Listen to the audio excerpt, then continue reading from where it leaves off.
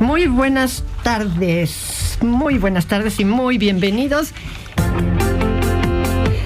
Bueno, pues aquí estamos de regreso.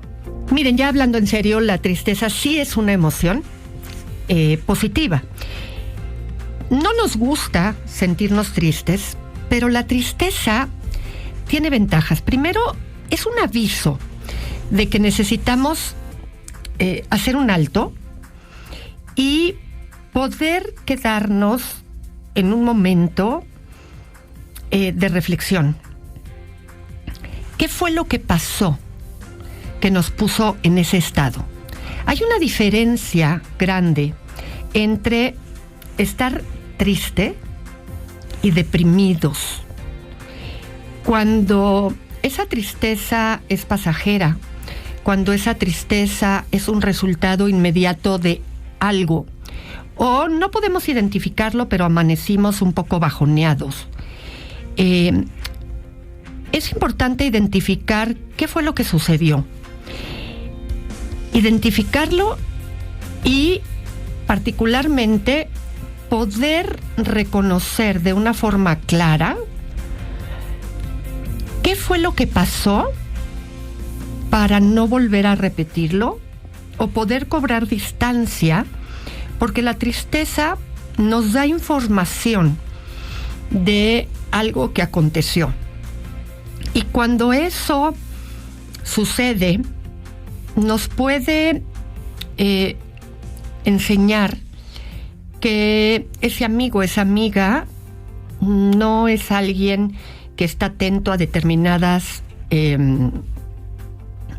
necesidades nuestras, que no podemos esperar de un acontecimiento en particular atenciones hacia nosotros, que esperamos mucho de una circunstancia y que necesitamos aprender a buscar por nosotros mismos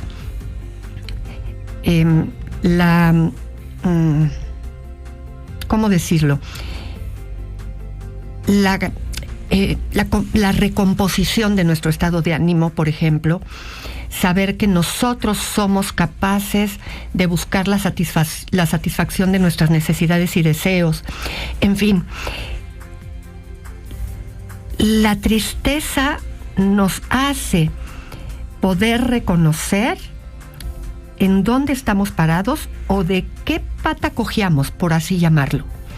Así es que pongamos atención en ese día triste o en ese momento triste, cuáles son las causas y cómo podemos aprender a movernos diferente ante una situación específica.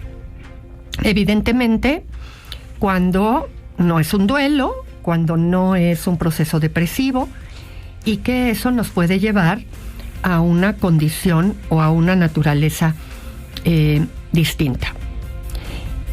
Así es que ponle atención a tu tristeza, porque siempre está cargada de un mensaje que necesitas atender.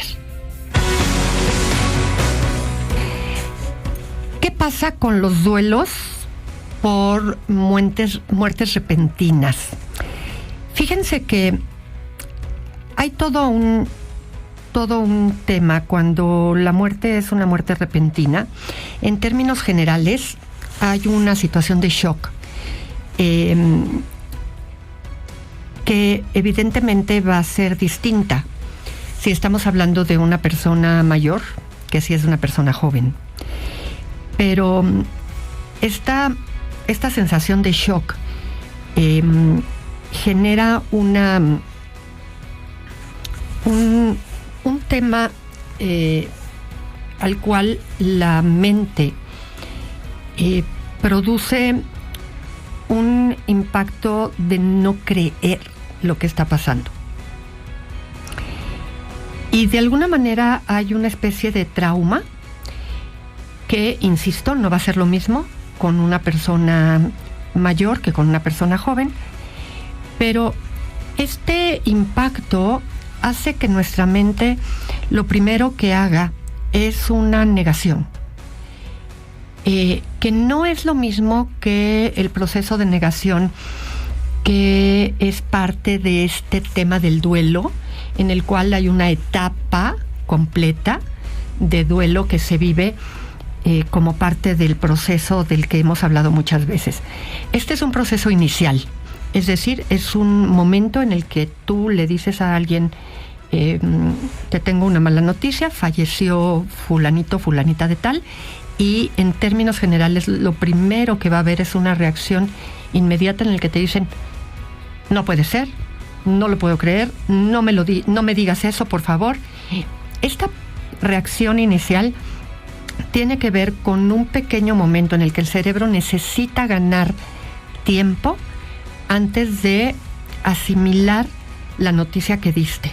Entonces está dando un tiempo en el que aun cuando no seas muy cercano o muy cercana a la persona, genera este instante en el que la mente necesita acomodarse, porque la vida, en términos pues naturales, se está constatando todo el tiempo, aunque es un proceso abstracto, digamos que la corroboramos momento a momento mientras existimos. Es a la vez, y creo que va a sonar un poco absurdo lo que voy a decir, pero digamos que se vuelve concreta porque la estamos visualizando constantemente, ya sea de manera auditiva, ya sea de manera visual, ya sea por nuestros sentidos, porque estamos tocando a la otra persona que está latiendo, que se está moviendo, y en eso estamos como concretando que el otro, yo misma, estoy viva. En cambio, la muerte es un concepto abstracto en donde el otro no está, pero no hay forma de corroborarlo más que con la ausencia. Y la ausencia es una especie de presencia. Y yo suelo decir que cuando una persona no está, es cuando más presente la sentimos, porque está presente en nuestra memoria, en la gran tristeza que sentimos, en ese vacío que poco a poco va a ir dejando o nos va a ir permitiendo ir asimilando que la persona no está, porque pasa tiempo en el que no la vemos, en el que ya no está en nuestras vidas, en el que ya no viene y nos saluda, en el que ya no se sienta a la mesa para comer con nosotros, en el que ya no nos saluda. Pero ese esquema de ausencia va a llevar tiempo en demostrarnos que la persona ya no está con nosotros. Ya no nos llama, ya no nos ve, ya no nos abraza, ya no nos saluda. Y entonces ese contexto nos va a costar trabajo de asumirlo como una realidad. Ese momentito en el que la persona, a lo mejor incluso la vimos en la mañana, nos despedimos, la saludamos y de pronto no está. Y al recibir la noticia decimos, es que no puede ser, la acabo de ver. O no puede ser, hablé con ella ayer, ¿no? Entonces el duelo va a generar dos momentos. Ese momento en el que, dependiendo de las costumbres que cada quien tenga, voy al velorio, entierro, puedo incluso ver a la persona fallecida, ya muerta, ¿no? Puedo acudir a todo lo que se acostumbra en relación a esto, y sin embargo cuesta trabajo materializar su ausencia. Y otro es ese momentito en el que me lo dicen, en el que sé lo que pasó. Entonces hay un doble impacto, el que se va a dar poco a poco y en el que se da de momento. Y ese primer momento es el que podemos vivir, y sobre todo si se trata de una persona joven, si se trata de un niño, si se trata de alguien a quien bajo nuestro esquema le faltaba tiempo por vivir, va a haber esta experiencia constante de lo que ya no experimentó dentro de lo que culturalmente se ha construido. Entonces el proceso de duelo va a ser un proceso más complejo y posiblemente más duradero, y lo que se va a requerir es mucha paciencia. Ahora que hemos estado platicando de los derechos y las obligaciones en contraposición con los premios y los castigos, me han estado preguntando ¿qué es un derecho en la vida de un hijo, ¿no? De un niño, de un adolescente? Y sí es verdad, con frecuencia a los papás les cuesta trabajo hacer esa diferencia. Y yo les pregunto normalmente, ¿cuáles son esas actividades que tu hijo suele hacer por gusto cuando no tiene que estar haciendo algo por deber? ¿En qué ocupa el tiempo de manera espontánea cuando tiene tiempo libre, ¿no? ¿Qué tipo de actividades prefiere? ¿Eso que hace por gusto son las cosas que ya son parte de su vida y que le gusta hacer? Ahí están los derechos. Normalmente van a estar relacionadas con juguetes, con videojuegos, con alimentos preferidos, ¿no? Lugares que le gusta visitar.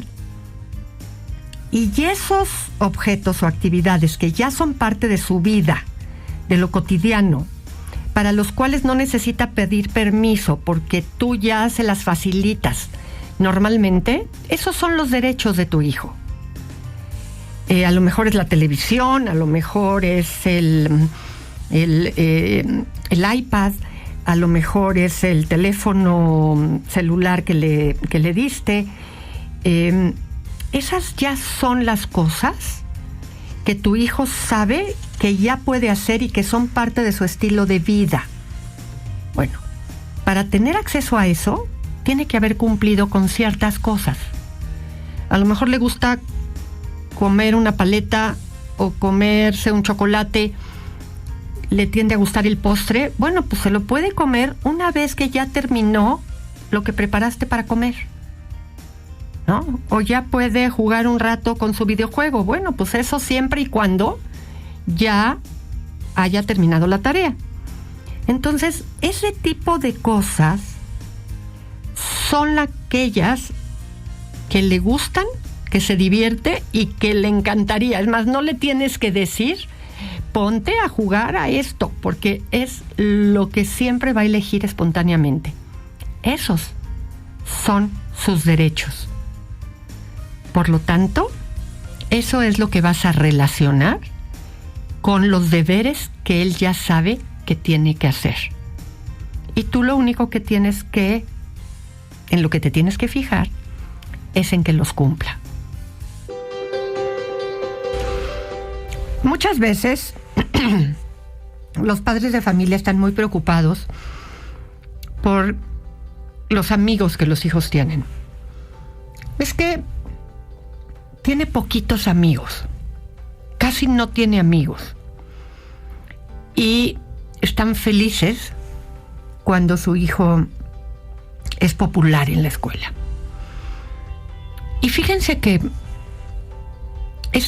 esta preocupación de que tenga muchos amigos, que es muy amiguero, amiguera, su hijo o su hija, los tiene siempre muy tranquilos. Y el tema es la calidad de las amistades, más que la cantidad de amigos. Porque normalmente esta preocupación por la cantidad no nos hace pensar que para tener buenos amigos, para tener amigos solidarios y para ser un amigo que de verdad sea amigo a profundidad, sea amigo que logre una amistad fuerte, una amistad comprometida. La realidad es que no da tiempo de tener muchos amigos. Ustedes imagínense que si tenemos muchos amigos y un amigo no puede ir al cine, pues siempre habrá otro con el que vayamos al cine. Pero si tengo pocos amigos y tu amigo se enfermó, pues voy a querer ir a compartir con ese amigo y acompañarlo mientras está enfermo. Y ya haremos otra actividad, si no se puede ir al cine, y voy a aprender a ser solidario con ese amigo. Pero si lo que quiero es ir al cine y soy amiguero, siempre voy a ponerle el acento a la actividad que quiero realizar, no al amigo en cuestión. Y eso a veces no lo pensamos. Sacrificar la actividad que quiero hacer por la persona que en este momento necesita más de mí. Cuando está de por medio dejar la actividad para otro momento por estar con el amigo que en este momento me necesita, o le caería muy bien que lo vaya a ver, que lo acompañe mientras está en esa situación o en esa condición, es cuando de verdad forjamos amistades que a las que yo les importo. Y eso de pronto yo oigo mucho entre los papás, entre los amigos, que ya casi no se da. ¿Quién o qué está primero? ¿Está el amigo o está lo que quiero hacer? Y eso es algo a lo que le tenemos que poner atención cuando nuestros hijos van creciendo. ¿Qué es lo que más te importa? ¿El amigo o la actividad? Porque si vas a buscar siempre el placer, va a ser la actividad. ¿Qué plan está más padre para ver a cuál voy? ¿O quién te invitó primero al que le dijiste que sí? Pero es que el otro, a lo que me invitó, está más atractivo. Pero ya le habías dicho que sí a otro. Ay, pero es que eso lo puedo hacer en otro momento. En cambio, a lo que me invitaron acá, está más padre. Y entonces casi le piden a los papás que les ayuden a inventar un pretexto para decirle al que te invitó primero que no, porque te gusta más el otro. Pero no la persona, la invitación. ¿Has caído en la cuenta de ese tipo de cosas con tus hijos?